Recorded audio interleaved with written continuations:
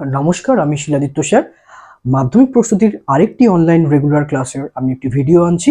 এই ভিডিওতে আমরা বিভিন্ন ধরনের চ্যাপ্টারের যে ম্যাথসগুলো থাকে সেগুলোই সলভ করব, এবং শুধু সলভ তো নয়, সলভের সাথে আমাদের কনসেপ্টটাও নিতে হবে। কনসেপ্ট না নিলে তো ঠিক একই রকমের অন্য অঙ্কগুলো যদি থাকে, কনসেপ্টটা মেন দরকার।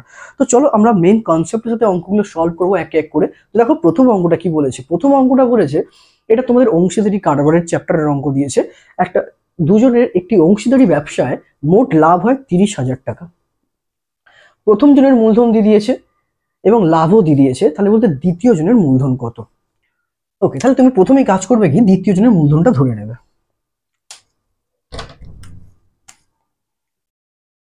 তো ধরি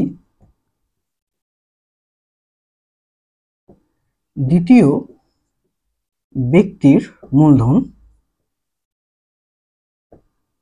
সমান x টাকা।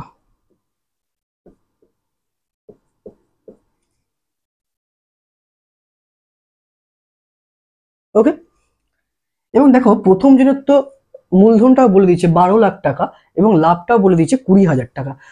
ঠিক আছে, তাহলে তোমার এখানে আর মোট লাভটাও কিন্তু বলে দিয়েছে এবং দুজনের মোট লাভ বলে দিয়েছে। তাহলে মোট লাভ থেকে যদি দ্বিতীয় ব্যক্তির যে লাভটা হচ্ছে সেটা বাদ দিলাম, মানে আমার কি পেয়ে যাব, দ্বিতীয় ব্যক্তির লাভটা পেয়ে যাব। তাহলে বার করে নাও, অতএব দ্বিতীয় ব্যক্তির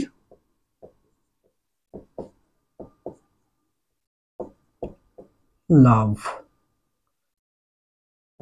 তাহলে কত হবে, 30,000 মাইনাস 20,000 টাকা, দ্যাট ইজ 10,000। তাহলে দ্বিতীয় ব্যক্তির আমার লাভ হচ্ছে 20,000, 10,000 টাকা। ওকে, এবং এখানে একটা কথা তোমাকে এবার লিখতে হবে। আমরা জানি, দেখো এই ধরনের অঙ্কগুলোর ক্ষেত্রে বেশিরভাগ ক্ষেত্রেই যেটা হয় সেটা হচ্ছে তোমাকে জানতে হবে যে, এটুকু জেনে রাখতে হবে যে মূলধনের অনুপাত, অংশীদার কারবারের ক্ষেত্রে মূলধনের অনুপাত সর্বক্ষেত্রে নয়, যদি বিশেষ কিছু না বলে দেওয়া থাকে তাহলে মূলধনের অনুপাত সবসময় কিন্তু লভ্যাংশের অনুপাতের সাথে সমান হবে। এটা তোমায় কিন্তু মাথায় রাখতে হবে।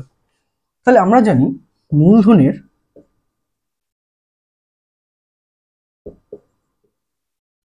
অনুপাত লভ্যাংশের অনুপাতের সমান হয়। তাহলে দেখো, তাহলে তুমি লিখতেই পারো, অতএব তাহলে প্রথম জনের মূলধন কত আছে, 12 লাখ টাকা, আর তুমি দ্বিতীয় জনের মূলধন ধরেছো কত, x টাকা।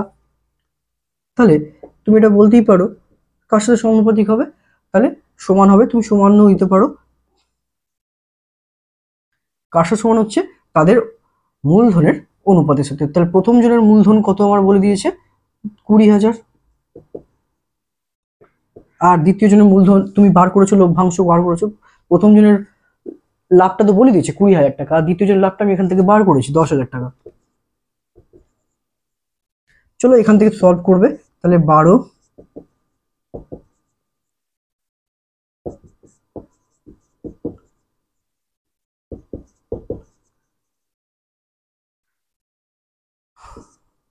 এটা কাটো, তাহলে এখান থেকে তুমি পাচ্ছ কি 2 into x, that is 2x।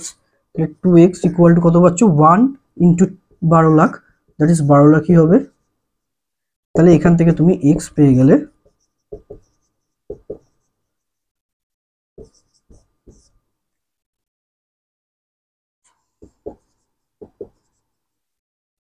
6 lakh টাকা। ওকে, তাহলে লিখে দাও দ্বিতীয় জনের মূলধন